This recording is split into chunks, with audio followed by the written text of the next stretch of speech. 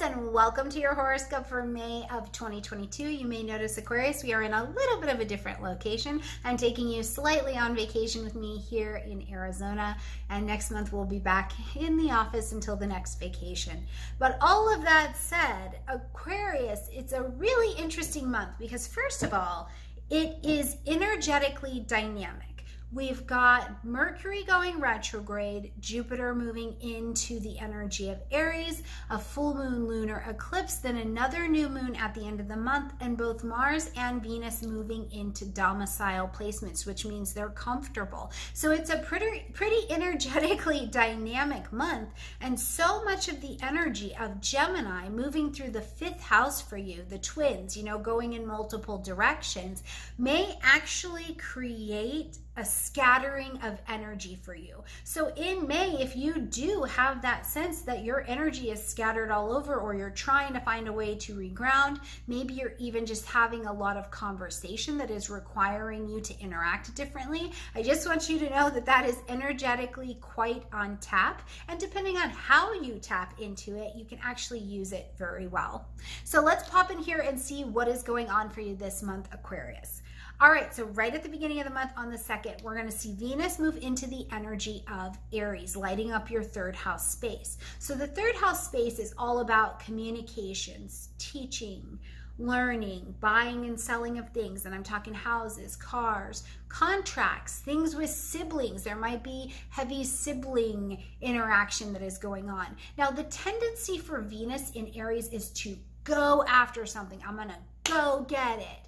Right? I'm gonna go get it and make it mine. And really a more appropriate use of Venus is to remember that Venus is an attraction energy. Let it come to you. Put out there what it is that you want. Initiate. Start a conversation. Give a fresh perspective on something. Push the button in, put the button in some direction, and then let the rest of the results come to you. You do not need to push and fight and force when we're dealing with Venus. So let Venus do the heavy lifting to attract things into this particular area. Have you been looking to sell that house, that car, those socks, whatever it is you're looking to sell? This is a really lovely energy to help you get that done. Now, when we get to the 3rd, we're going to see Jupiter come into a sextile with Pluto, who is retrograde. And as these two create this sextile energy, it's really a lovely combination of remembering that in a sextile, you're offered a pocket of opportunity. An opportunity presents itself. But instead of just sitting there vibrating with ease and potential, we usually take intelligent action to take advantage of that opportunity. So here on this day, what is it that you feel like is your purpose? What do you feel like you are willing to grow towards, Aquarius, in order to have it? What makes you a better version of yourself? What makes you a great resource for the people, places, and things around you? Because you're going to very much so be asked to tap into that under this particular sextile, but it's usually to your benefit, okay? Now, as we get to the 10th, we're going to see it be a very busy day, first of all.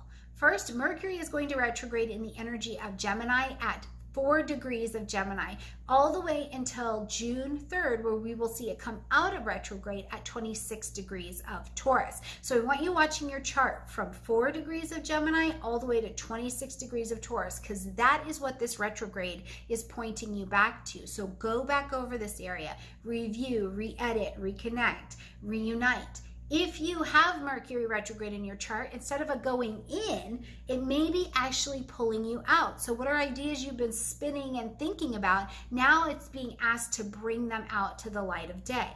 On the same day, we're going to have Jupiter move into the energy of Aries, and this is absolutely phenomenal energy for your ability to communicate, for your ability to let in new thinking. And all you need to do is initiate. Aries, spark an idea, spark a conversation, move in a direction, put the feet forward, and then Jupiter will expand the rest of that energy, because it's attempting to take you beyond the horizons that you have right now. You want a bigger car, you want a smaller car, you want to learn something, you want to teach something, you want to write that book, you want to publish the book that you've already written. whew, let it catch fire as this Jupiter energy catches onto it, okay? Now, as we get to the 16th, we're going to have this full moon lunar eclipse in the energy of Scorpio at 25 degrees. Now, this lunar eclipse square Saturn, which is in your sign, is really holding our feet to the fire. It's saying, Aquarius, listen, we've got behaviors, actions, attitudes that we have been in power struggle with, or they are dead and therefore preventing us from moving forward to what's next, to where the real growth is at. So what are you willing to do to have that next best thing in your life, this next best version of yourself? Where are you willing to have this next best career? And square this Saturn, I think the question, Aquarius, really is where are you willing to grow up, mature in this area? Because it's not free. It's not free. Something in us has to be shed like a snake. We have to let it fall off so that we can move forward. So whether it's behaviors, control issues, what has been the control struggle around your career? Because this is blossoming a fresh area of new fertile soil for you, okay?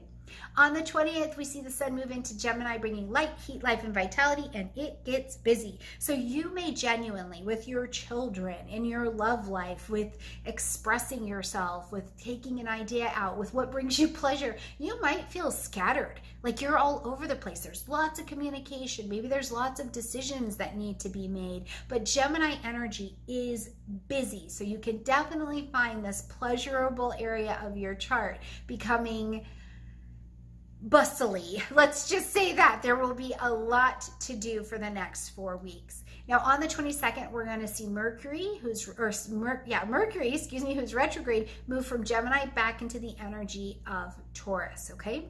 And on the 24th, we're going to see Mars come into domicile in the energy of Aries. So it's home court advantage, ready to go, ready to move, but ready to take action in this third house for you. The one thing I want to remind you with Mars in Aries is that it is single focused. So while the Gemini energy wants you to be scattered, you're going to have to pick one place to put your action, right? And if you will do that and you'll let it be single forward focused, you can really make the most use of this Mars in the energy of Aries. There too, if there is a fight, if there is a conversation, if there is a conflict that needs to be had, Mars will be absolutely on board with having that conflict so that a resolution can be brought to the table. On the 28th, we see Venus move into the energy of Taurus. So again, home court advantage. And this is going to light up your 4th house space. So if you needed any salve, any healing, any diplomacy, maybe even some finance to come into your home zone, this is an absolutely good omen, but you will have to remember to attract it, let it come to you.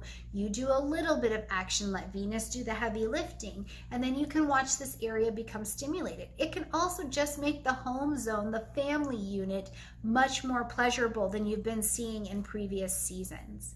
Now, as we're going to close out this month on the 30th, we've got a new moon in the energy of Gemini at 9 degrees. So plant these seeds of intention in your 5th house. What are you curious to say? What are you curious to study? Who are you curious to know? What's a new adventure you would like to go on? Or what is the new adventure your children are going on? What conception do you have? Do you want to have a baby, start a new business? You want to go on a trip? You want to book a pleasure trip? Where would you like to speak your joy out? This is the perfect new moon to plant those seeds of intention, to allow those networking and those communication, that information to come to you on how you can exactly make that happen. And also, it may help you make some decisions by the time we close out this month that earlier Gemini energies were stimulated earlier in the month. Busy month, good month. I think there's an opportunity if you consolidate your action, especially at the end of the month, you can really make use of the busy Gemini energy and actually be more productive than we're thinking. So don't be worried if you feel all blown out and scattered. Try and put your head where your hands are this month, okay, Aquarius? All right, my absolutely beautiful friends, I love you, and I will see you next month. Bye.